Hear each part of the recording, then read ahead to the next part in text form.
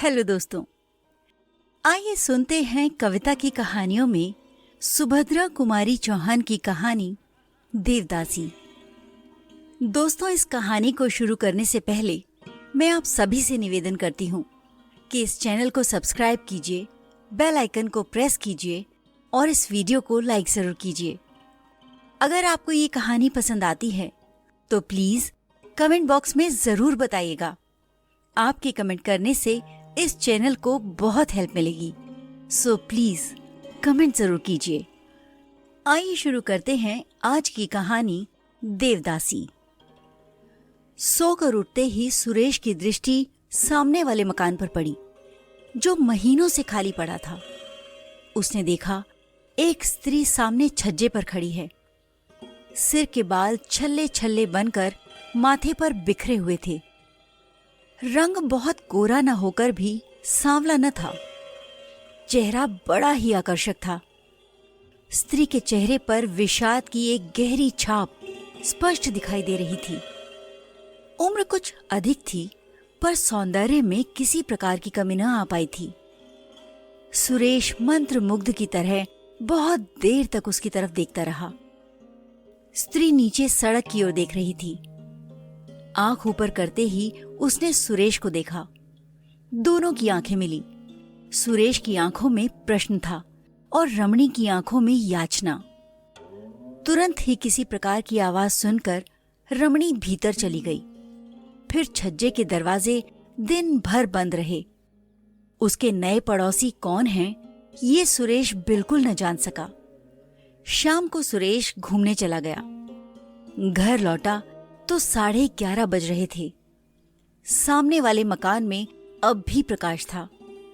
सुरेश एक आराम कुर्सी पर लेट सा गया। एकाएक एक बड़ी ही मधुर संगीत की लहर ने आकर उसकी सारी शिथिलता को दूर कर दिया। वो उठकर बाहर आया। छज्जे पर सामने वाले मकान में कोई गा रही थी। सांवरिया से लागी रहे दो नैन, सांवरिया से लागी रहे दो नैन। गायिका संगीत कला की विशारदा जान पड़ती थी।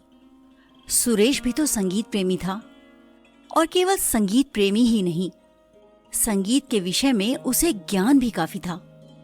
सुरेश सोचने लगा, हो न हो ये वही स्त्री है। पुरुष के गले में इतनी मिठास कहां से आएगी। तब तक गायिका ने गीत का अंतरा गाया। काह करूं कित जाऊं मोरी सजनी, नाही परत मोह चैन, सांवरिया से लागी रहे दो नैन। संगीत बंद हो चुका था। सुरेश कुछ देर तक टहलता रहा और थोड़ी देर में उसे एक हल्की सी चीख सुनाई पड़ी। फिर सब कुछ बंद। सुरेश कुछ न समझ सका कि मामला क्या है। वो जाकर सोया रहा। दूसरे दिन सवेरे सुरेश देर तक सोता रहा। जब वो सोकर उठा तब तक छज्जे के सब दरवाजे बंद हो चुके थे। दोपहर को सुरेश अपने कमरे में खड़ा था। एकाएक सामने वाले मकान की एक खिड़की का एक कांच निकल गया। सुरेश ने फिर उसी रमणी का मुंह देखा। इन दोनों के बीच काफी अंतर था। चेहरा भी बहुत साफ न दिखाई पड़ता था। रमणी बहुत देर तक सुरेश की ओर देखती रही। आंखों में याचना थी, चेहरे पर करुणा। सुरेश कुछ समझ न सका कि मामला क्या है। वो बैठ गया। बैठ जाने पर स्त्री दिखाई न पड़ती थी। कुछ देर बाद सुरेश ने देखा कांच फिर उसी तरह जहां का तहां लगा दिया गया है। सुरेश के सामने ये स्त्री एक समस्या बनकर प्रकट हो गई। वो कुछ समझ ही न पा रहा था कि मामला क्या है। रमणी न तो कुलवधू सी जान पड़ती थी, न निर्लज वैश्या ही। वो सुरेश की ओर देखती जरूर, पर वासना की लपट उन आंखों में नहीं थी। उन आंखों में विषाद के साथ याचना जरूर साफ साफ दिखाई पड़ती थी। ये भी साफ साफ जान पड़ता था कि जैसे वो सुरेश से कुछ कहना चाहती हो, पर अवसर न मिलने के कारण कह न पाती हो। सारे दिन सुरेश इन्हीं गुत्थियों में उलझा रहा और शाम होते ही घूमने चला गया। सुरेश ने सोचा दूसरों की चिंता में क्यों वो अपना समय खराब करे।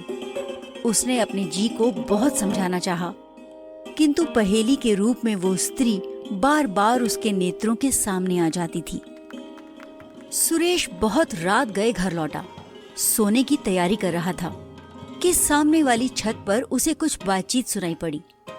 रात की नीरवता में सुरेश ने साफ साफ सुना, कोई कह रहा था, तो तुम सीता सती हो, बस यहीं या उस मंदिर में भी जहां हजारों को रिझाने के लिए तुम्हें नाचना और गाना पड़ता था। सीता सती न होकर भी मैं दुचारिणी नहीं हूं, सुरेश ने सुना। स्वर रमणी का था। और आपकी बात मुझे किसी तरह भी मंजूर नहीं। यदि आपने मेरे ऊपर अपनी ताकत आजमाई तो मैं चिल्लाऊंगी। रमणी तेजी के साथ बाहर छज्जे पर निकल आई। अपनी छत पर खड़ा सुरेश बैठ गया। रमणी के साथ साथ उससे बातचीत करने वाला युवक भी बाहर आ गया। स्वर कुछ धीमा करके बोला, प्रतिमा, हम तुम्हें समझाते आ रहे हैं, तुम्हारे साथ किसी प्रकार का जुल्म नहीं करते। हम जानते हैं तुम कुलवधू नहीं हो। नाचना गाना तुम्हारा पेशा है। एक नहीं अनेक पुरुषों के साथ तुम्हारा संसर्ग रह चुका होगा। फिर हमारे साथ, जिसे तुमने अपने मीठे और मधुर व्यवहारों से उन्मत्त बना दिया है, तुम्हारा व्यवहार ऐसा क्यों है? प्रतिमा बोली, मीठे और मधुर व्यवहार का ये अर्थ कदापि नहीं होता नरेंद्र बाबू कि हम आपको अपना शरीर अर्पण कर दें। फिर मेरा ये शरीर तो देवता को अर्पित हो चुका है। मैं देवदासी हूं, मुझसे वो बात न होगी। नरेंद्र एक व्यंग की हंसी हंसता हुआ बोला, तो तुम अभी तक सती हो, यही ना? और वो पुजारी जिसके पीछे पीछे तुम। प्रतिमा बात काटते हुए बोली, बस बस रहने दीजिए। आप पुजारी जी का नाम न लीजिए। वे मेरे पिता तुल्य हैं। वे बहुत सीधे हैं। अगर वे सीधे न होते तो आप मुझे वहां से धोखा देकर ला भी न सकते थे। नरेंद्र का नशा इस समय जोर पर था। वो क्रोध से बोला, मैंने उन्हें धोखा दिया है या तुमने मुझे उल्लू बनाना चाहा है? साफ साफ कहो, क्या तुम्हारी खुद की इच्छा न थी मेरे साथ घूमने चलने की? प्रतिमा, घूमने जाना दूसरी बात है और घूमने के बहाने भाग जाना दूसरी बात है। आपने पुजारी जी से नहीं कहा था कि शाम होने से पहले लौट आएंगे? नरेंद्र, ओहो, इतनी भोली तो न बनो। तुम नहीं जानती थी कि हम लोगों ने घूमने की बात क्यों की है?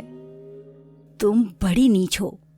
सब कुछ तुम्हारे ही कारण हुआ है और तुम अब मुझे ही बेवकूफ बनाना चाहती हो। प्रतिमा, यदि मुझे मालूम होता कि घूमने के बहाने आप मुझे भगा ले जाएंगे तो मैं आप लोगों के साथ कभी ना आती। झूठ बोलते तुम्हें लज्जा नहीं आती? किसी दूसरे से आंख लड़ गई है, ये क्यों नहीं कहती? बेहया कहीं की। कहकर नरेंद्र गुस्से से छत पर टहलने लगा। प्रतिमा ने कहा, आपका व्यवहार मेरे साथ बहुत उद्दंड होता जा रहा है। मैं इसकी आदी नहीं हूं। उद्दंड व्यवहार इसको कहते हैं।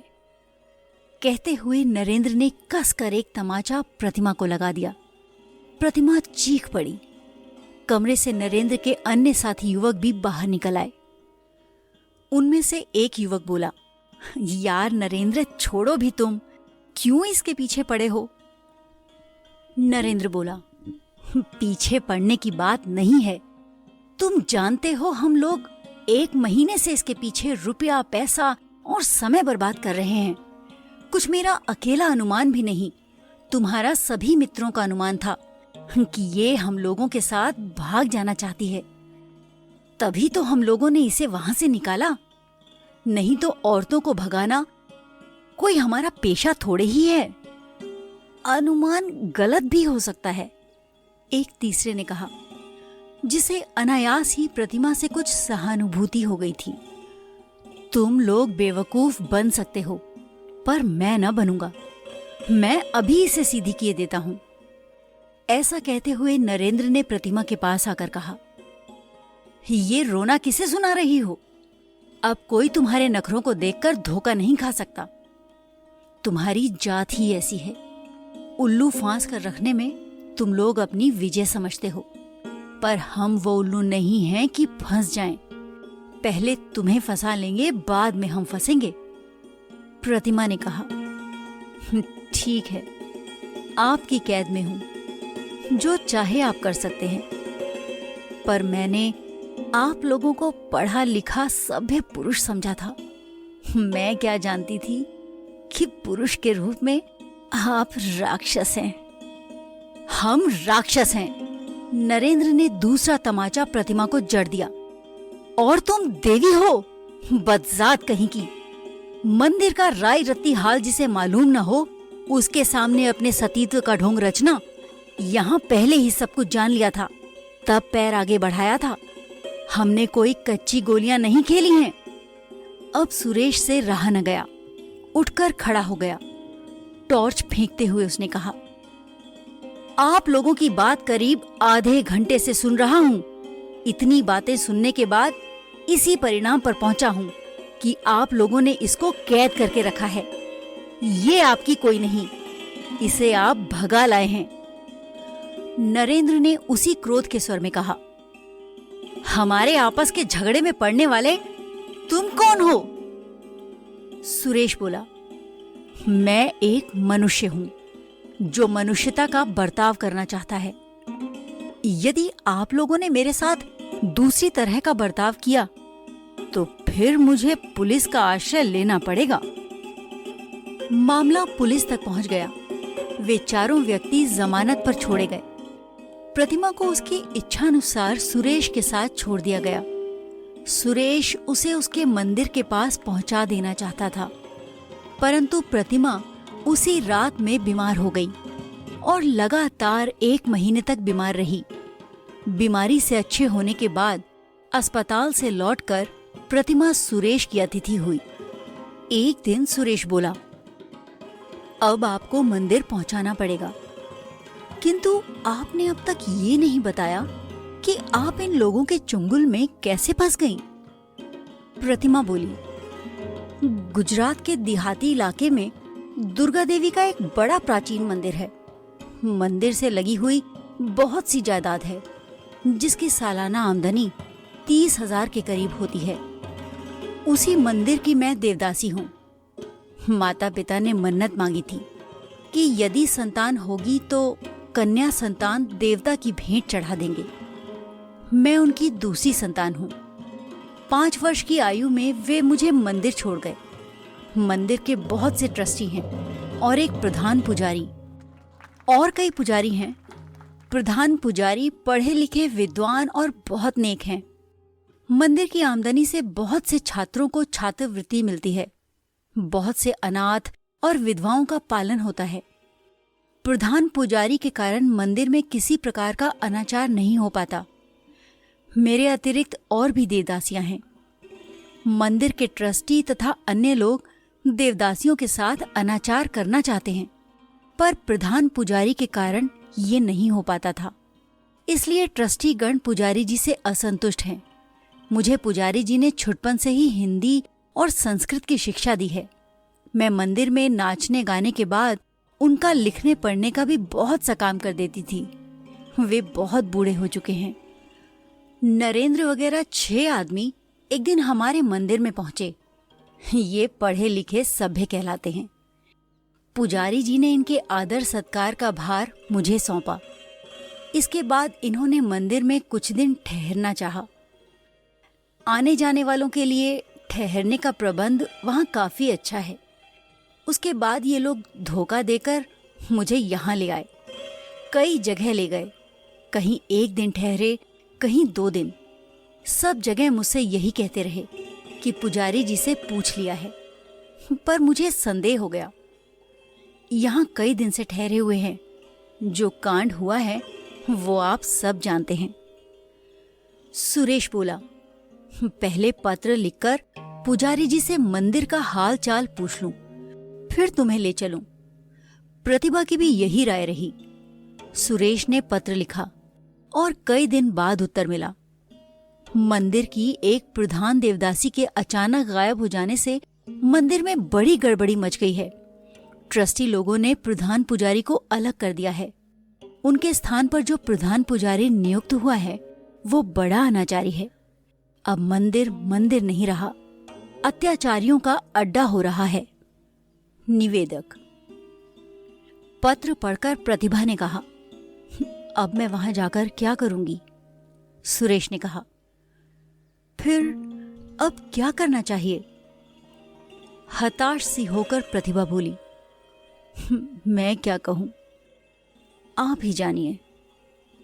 सुरेश ने कहा, मेरा तो विचार है कि आप विवाह करके किसी भले आदमी की कुलवधू की तरह रहिए। प्रतिभा चौंक पड़ी। विवाह? मुझसे कौन विवाह करेगा? और फिर विवाह की मेरी उम्र भी तो नहीं रही। सुरेश ने प्रतिभा के जरा पास जाकर प्रेम, श्रद्धा और आदर के भाव से कहा, उम्र की बात मत करो प्रतिभा। शेक्सपियर ने जिससे विवाह किया था उसकी उम्र उससे 9 साल अधिक थी। विवाह 2 आत्माओं का मिलन है और आत्मा कभी वृद्ध नहीं होती। मैं तुमसे विवाह कर सकता हूं। प्रतिभा का चेहरा लज्जा से लाल हो रहा था। उसका मस्तक झुकते झुकते सुरेश के चरणों पर आ गिरा। तो दोस्तों, आपको ये कहानी कैसी लगी? कमेंट बॉक्स में जरूर बताइए, ताकि भविष्य में मैं आपके लिए ऐसी ही कहानियां लाती रहूं। धन्यवाद।